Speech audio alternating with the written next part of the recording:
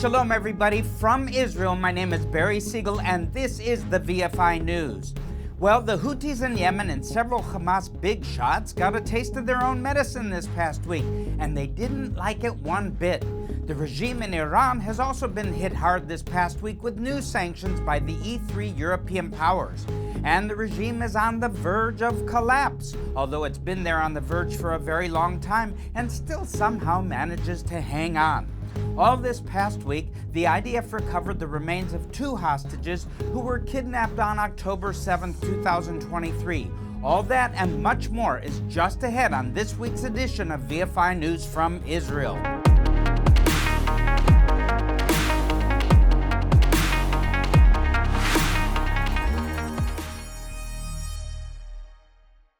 We start this week's report with the Israeli Air Force strike on the headquarters of the Houthi terror regime in Sana'a, the capital city of Yemen, last Thursday night and into Friday morning. There's 2 really important things to know about this strike. First, it hit a meeting in which several senior Houthi officials were, wiping out most of the organization's senior leadership, including the Prime Minister. Second, it was not the first Israeli strike in Sana'a last week. It came a few days after another strike on Houthi targets in the city. Now, this is important because up until this first strike, most of the Israeli air operations against the Houthis were carried out on ports and airfields along the coast. There are a few different reasons for this, most of them logistical. After all, Yemen is 2,000 kilometers from Israel, and getting airplanes all the way down there and all the way back is no easy task. But I also suspect that Israel didn't want to take the chance, however small, that an Israeli aircraft could be shot down and the pilot have to bail out over Yemen. It would be an absolute nightmare trying to get him out of there. And if he were captured and taken hostage by Houthi forces on the ground, the nightmare would get much worse. But apparently someone made the decision that the risk had to be taken because the Houthis were continuing to fire ballistic missiles at Israel, and as we reported last week, that even included new missiles with enhanced capabilities. That needed to be stopped, so Israel had to escalate its operations by hitting the political leadership of the Houthis in Sana'a instead of just their ports and airfields along the coast. The first strike, which was hyped as being very unique and unlikely to be repeated anytime soon, might have been to put them off their guard, so the leadership would feel more secure in having a meeting where a bunch of them were all together in the same room at the same time. If the last 23 months have taught the world anything, it's that if you're in an armed conflict with Israel, it's a bad idea for several of your senior people to all be in one room at the same time. Somehow or other, the Mossad always seems to know about these meetings in advance. Sometimes it's because the Mossad is who set up the meeting by hacking into everyone's phones and sending a fake message. In any case, as soon as all the bad guys are together in one place eating donuts and asking each other what the meeting was supposed to be about, the Israeli missiles hit that spot and the meeting is unceremoniously adjourned. Well, that's what happened last Thursday evening when Houthi Prime Minister Ahmed al-Rahawi and perhaps as many as 12 other ministers and their aides who made up the senior leadership of the regime got together in Sana'a. I wouldn't even try to pronounce the names of the other ministers and heads of the departments, but they were all the top guys in charge of the police, the financial system, trade, etc., etc. It is safe to say that a large percentage of the technical knowledge about how the Houthis receive their weapons and ammunition, how to launch missiles and drones at Israel, and all the other most critical tasks that allow them to wage their war against Israel died with these men. However, most analysts agree that this alone will not bring the threat of attacks from Yemeni territory on Israel to an end, and here's why. According to some analysts in Israel's strategic community, it's not just the Iranians giving the Houthis weapons to fire at Israel, but it's also the Chinese, believe it or not. Now, the Chinese are doing this, so the narrative goes, to test their weapons, software, and systems against Israeli defenses because so much of the Israeli air defense array has been co-developed with the Americans. In other words, the Arrow 3 system, which is what Israel primarily uses to defend against Houthi-launched long-range ballistic missiles, is very similar to the systems the Americans would be most likely to use to defend Taiwan, Japan, Singapore, and the Philippines against barrages of Chinese ballistic missiles if war were to break out in the Far East. Wow, that's a lot. That's pretty sick, isn't it? The Chinese don't hold any particular ill will towards Israel. They just want to see what their offensive missiles can do against our defensive radars and interceptors, so they give them to the Houthis to try and see what happens. It's kind of like the experiments high school kids do in chemistry class, putting a penny in a jar of vinegar to see if it changes color, and if so, what color. Well, in case no one ever told you this, friends, the world is a dangerous, cruel, wicked, cynical, and deeply corrupt place. That is why here at Vision for Israel, we continue to place protective bomb safety shelters in communities all over Israel. Now, the Houthis are vowing to continue firing missiles and drones at us. Hezbollah is still out there, even if they've been weakened, and we'll talk about that much more in a moment. But there are also many other enemies and unfriendly countries that could become enemies real quick, with our former ally Turkey at the top of that list. Now, I don't want to talk about that too much right now, but Turkey has a large, sophisticated, well-equipped, and highly trained military machine, which is currently probing the limits of what it can get away with in northern Syria, while Israel is maintaining a security presence in southern Syria. That could turn quickly into a confrontation. Last but not least, there's the threat from Iran and its still large arsenal of ballistic missiles, which the Ayatollah regime often threatens to start firing at Israel again any day now. So friends, there's still a great need to place these shelters, and so please watch this short video about this vitally important project.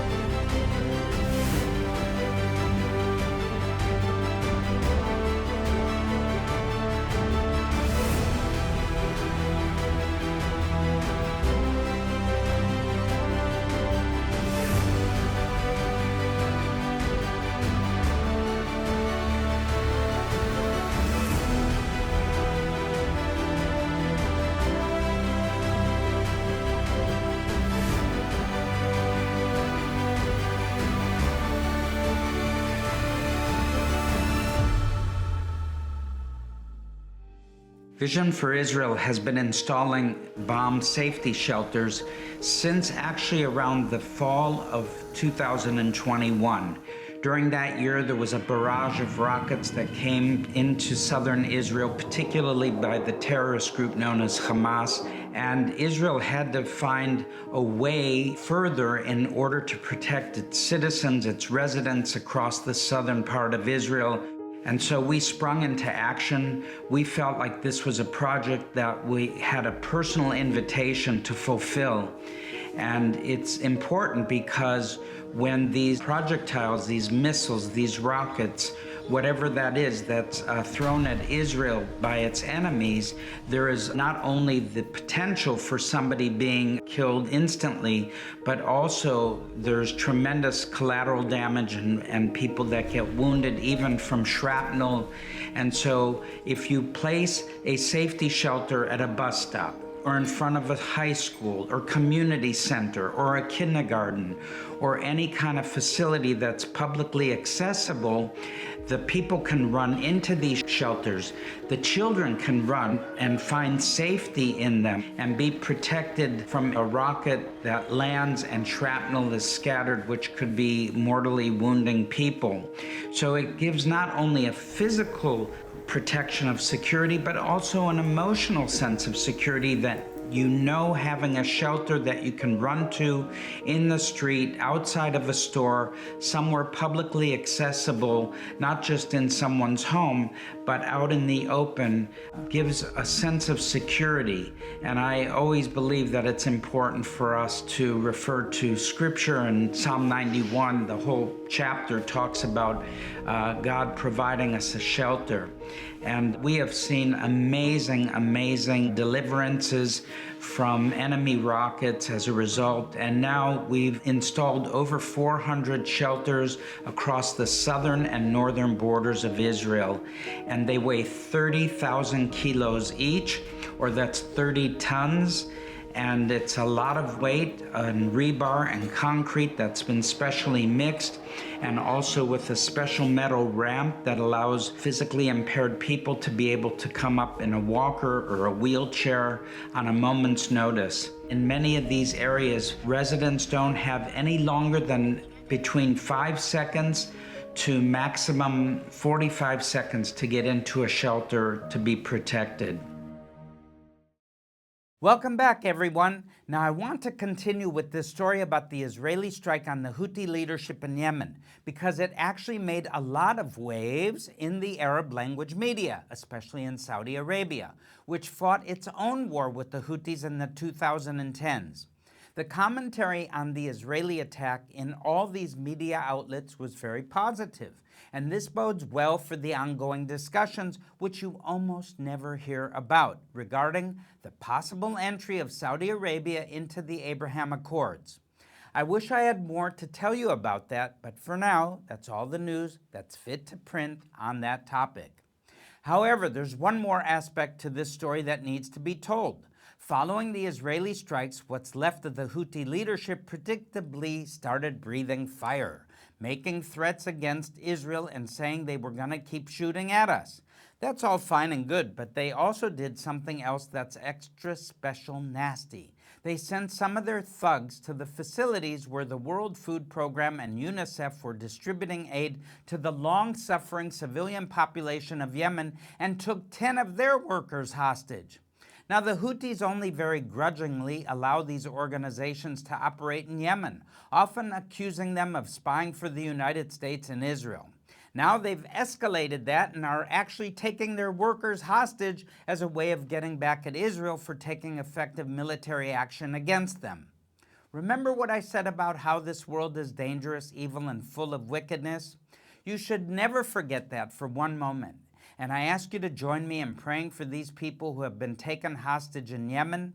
Also, spare some prayers for the long-suffering Yemeni people, who the Houthis completely ignore while directing all their effort and resources at waging war on Israel, or Saudi Arabia, or the UAE, or wherever else their Iranian masters tell them to attack. Of course, the Houthis aren't the only thugs the Iranians sponsor, and I would say hide behind as they manipulate them into striking at Israel in the West. Hezbollah in Lebanon, which a year ago today was considered a major security threat to Israel, has been so battered and beaten by the IDF that it is just barely able to continue defying the Lebanese National Army's demand that they disarm.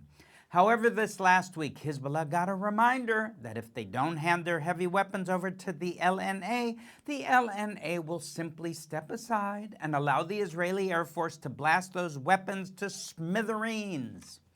There were dozens of IDF strikes on Hezbollah targets all over southern Lebanon starting Saturday evening and continuing into the late hours of Monday. Following many of these airstrikes, secondary explosions were observed, which is what one would expect to see if large amounts of ammunition were blowing up after being exposed to the intense heat from the fires started by the airstrikes. So, one can only hope that what's left of the Hezbollah leadership sees the futility of continuing to refuse the demands made by the internationally recognized government of Lebanon, as well as the Lebanese National Army, known as the LNA. To give up their heavy weapons, it's a matter of turning them over to the National Army or watching Israeli airplanes destroy them. Needless to say, when the Israeli Air Force destroys these sites, several Hezbollah operatives also get destroyed. That has been happening this week and will probably continue to happen because the Hezbollah leadership doesn't appear to care about the lives of their subordinates any more than the leaders of any of the other terrorist regimes and organizations do. So my advice to those of you out there in Lebanon who want to join Hezbollah, that's a no-no. I would not take the risk. On that note, let's move on to Hamas, which has also lost some of their most valuable strategic assets to IDF action in the last week. Perhaps the most prestigious asset they lost was the well-known spokesman Abu Obeid, who was hit and eliminated by an airstrike on the house where he was staying in Gaza City on Saturday evening. Defense Minister Israel Katz said, quote, "He was sent to meet all the thwarted members of the axis of evil from Iran, Gaza, Lebanon, and Yemen at the bottom of hell. Congratulations to the IDF and the Shin Bet on the perfect execution. Soon, with the intensification of the campaign over Gaza, he will meet there many more of his partners in crime, the murderers and rapists of Hamas," unquote. Prime Minister Netanyahu also spoke over the weekend about the ongoing war against all of Israel's enemies. The statement came in his answer to a question from a journalist about recently leaked documents by a Knesset committee which declared that there have been no significant achievements from the IDF's recent operations in Gaza and elsewhere. Netanyahu replied to this question by calling the people who made this statement delusional and adding, quote, "Only in the last 24 hours we eliminated one of Hamas's seniors. A few days ago we eliminated most of the shadow government of the Houthis," unquote. Continuing on, in Lebanon we strike every time Hezbollah tries to raise its head. In Syria we acted militarily a few days ago, but I will not elaborate on that. A few weeks ago we removed the greatest threat to the existence of the State of Israel since its establishment. We dealt very harsh blows to Iran's nuclear program and to its plan to produce 20,000 ballistic missiles in order to rain down on Israeli cities. But there are those who say there are no achievements. They do not have one achievement. The achievement they want is the toppling of the government. That will not happen. We will continue and complete the task to eliminate Iran's terror access, to free all our hostages, and to defeat Hamas," unquote. Now, there's quite a bit of news to share with you about that last point beyond the elimination of Abu Obeid, who, after all, was just a guy with a really big mouth. The IDF continues to probe the Hamas defenses in Gaza City, conduct airstrikes to soften up the ground, and encourage the population to move towards safe zones south of the city. This week, they were also launching an operation to recover the remains of 2 hostages who had died in captivity after being kidnapped on October 7, 2023, that being 55-year-old Ilan Weiss and 28-year-old Idan Shitivi. Their families expressed sadness, but also relief at getting some closure, and otherwise this did little to lower the tensions in this country over the question of the hostages.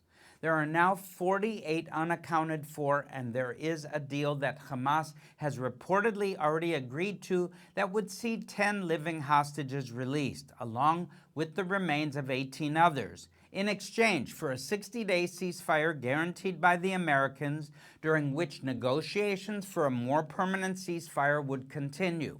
There are some other aspects of this deal, but those are the main points. Although the government appears determined to send the IDF into Gaza City, even though this will put the remaining hostages at risk, there are those who say the deal Hamas has agreed to should be considered. This includes some high-ranking IDF officers, past and present.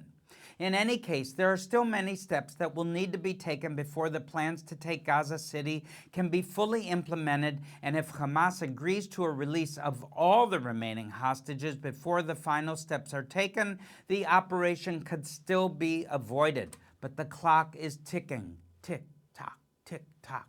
Well, now on that note, I have a personal comment to make about ticking clocks, because here at VFI we spend all our time assisting families and communities in Israel who are also on a ticking clock. That clock usually takes the form of watching their bank account balance tick lower and lower and lower as the month goes on and the bills get paid one after the other.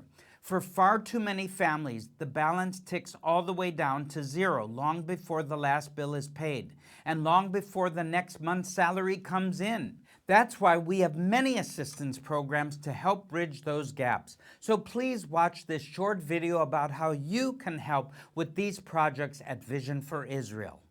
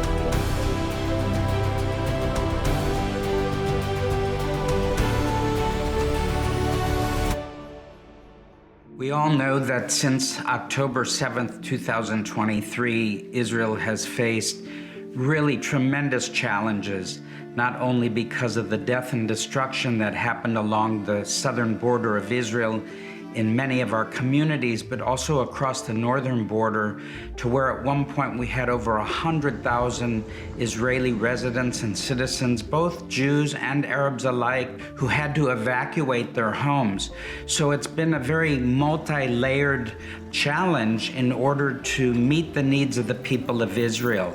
And that's where Vision for Israel has come to the forefront, networking together across the country with as many others as possible in order to meet the needs of people. And this is all from both security concerns to safety concerns to welfare concerns to even to the children who have lost their education and schooling.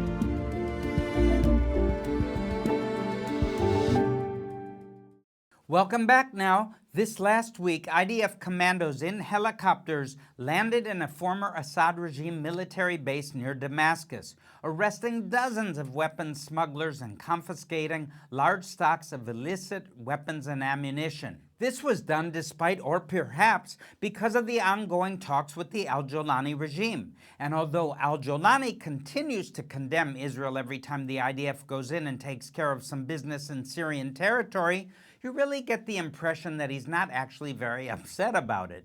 In fact, I sometimes get the feeling that al-Jolani is eating a shawarma somewhere, and his immediate subordinates are the ones who are actually telling the IDF exactly where to go and who to take down.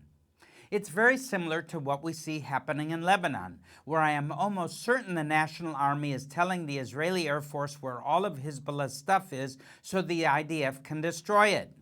I also more than half suspect the Americans know about all these arrangements because these operations the IDF keeps carrying out in both Syria and Lebanon are also serving the strategic interests of Washington, D.C. I also more than half suspect this is all part of a grand strategic plan to bring Lebanon into the Abraham Accords and permanently sever the Iranian link to the Eastern Mediterranean. I'm no grand strategist myself, but that's how it looks to me. Now, on that note, let's talk about Iran for a little bit because they continue to have a very big problem there. And like the Houthis, they continue to ignore the problems their own people are dealing with while lashing out at Israel, America, and the West in general. The regime suffered another setback this past week when the E3 countries, France, Britain, and Germany, decided to reimpose sanctions on them. Bravo! Which had been suspended as part of the JCPOA nuclear agreement in 2015, which was a failure. Now, that agreement seems like such ancient history now, but the European countries are still enamored with it, and in this case, maybe that's a good thing. However, there are others who are not only not enamored with the JCPOA agreement, they're unapologetically refusing to honor it. I am, of course, talking about the usual suspects, Russia and China. The foreign ministry of these two countries issued a joint statement this week, along with the Iranian foreign ministry, saying that the E3 decision is null and void, and there was a lot of other flowery diplomatic language in the statement, which I won't waste your time on. The point is, Moscow and Beijing told the E3 countries to go pound sand. They have no intention of honoring new sanctions those governments try and impose on Iran, or old sanctions they try to reimpose, or anything else. They're going to go right on doing whatever is in their own best interests. And there's not much anybody can do about that, friends. Now we're coming to the end of this report, but I want to briefly switch to commentary mode because I have a lot of thoughts about what I see happening in Iran today and what could mean for Israel, the Middle East, and the entire world. To start out with, please pray, and remember to pray for the underground church in Iran, which is growing all the time, which includes millions of brothers and sisters in the Lord who are suffering terribly under this brutal and catastrophically incompetent regime. Millions of others are also suffering in Iran because of a combination of baking summer heat, electricity, and water shortages. We'll never know how many elderly and sick people as well as children have been perishing in these circumstances. But given the very high number of fatalities in Spain, Portugal, and southern France during this summer's brutal heat waves, we can assume the numbers in Iran have also been very high. The regime has done little or nothing to address any of these issues because it continues to devote all its energy and money and resources towards supporting terrorist groups that threaten Israel and the moderate Arab governments in the Middle East. There's also evidence that it is spending money in Europe subcontracting organized crime syndicates and street gangs to attack Jewish and Israeli targets there, as well as others that the regime considers its enemies. Last but not least, the regime is also spending enormous amounts of money trying to recover nuclear materials from the sites that were bombed by Israel and the United States during the 12-day war in June, as well as other efforts to rebuild and repair the factories where ballistic missiles are produced. Because of all this, there is serious talk in the Israeli military circles of a need to launch another operation in Iran before the end of this year in order to preempt an Iranian attempt to hit us first. This is so utterly ridiculous and childish and tragic. I don't want to bomb Iran again. The people who live there need water and electricity so they can live decent lives, not another pointless war their government's stupidity thinks it can win, but they're wrong. Once again, please join me in praying for the people of Iran to overthrow that regime, and especially, again, our brothers and sisters there. Now we're out of time, but I want to continue the tradition of ending the report with some decently good news. So here it is. 2.5 million Israeli children went back to school on Monday. I know this is kind of cheating because this is the good news I'm ending with on this week's report, but here's why it deserves to be mentioned again. Among those 2.5 million children were several thousand from communities in the Gaza envelope and near the Lebanese border who were displaced for much of the past 2 years. United States Ambassador to Israel Michael Huckabee spent Monday meeting children at schools in the Gaza envelope communities and posted on X that all it adds up to the fact that evil didn't win. Amen, Ambassador Huckabee. And on that hopeful note, I'm Barry Segal, and this has been another edition of VFI News from Israel. Shalom.